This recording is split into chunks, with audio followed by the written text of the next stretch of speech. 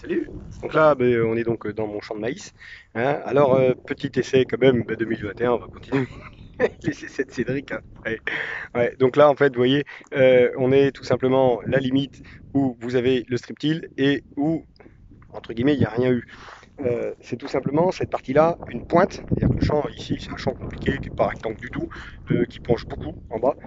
Et donc dans la pointe, eh ben, je fais des essais pour essayer de remplacer le maïs. Parce que le maïs, c'est une culture qui nous coûte relativement cher.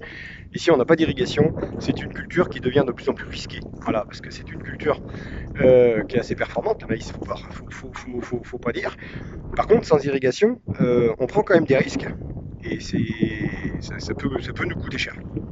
Donc moi, ce qui se passe, c'est que depuis plusieurs années, j'utilise cette machine-là, que vous voyez, vous l'avez déjà vu dans des vidéos. Hein, c'est un semoir semi-direct qui est capable de mettre des graines dans la terre sans travail du sol. Ça marche vraiment bien. Et moi, je m'en sers au mois de juillet, tous les ans. Et je sème des plantes au mois de juillet et je ramasse des végétaux qui sont comme nous au mois d'octobre, par le pâturage. Donc cette année, tout simplement, ce que j'essaye, c'est que je sème ces végétaux au mois d'avril, mai. Enfin là, on est encore au mois d'avril. Mais alors, on a les mêmes conditions qu'au mois de juillet. C'est très très sec. Mais je me dis que si ça pousse au mois de juillet, ça devrait réussir à pousser au mois d'avril et au mois de mai. Voilà, en ayant des rendements supérieurs quand on sème le 20 juillet, c'est quand même compliqué, hein, que ce soit par la sécheresse ou par la température. Donc là, en fait, hein, vous voyez comment on est derrière la machine. Donc ici, vous avez un disque qui ouvre. Hein, je ne sais pas si ça se voit bien sur l'écran, mais ça fait une rayure.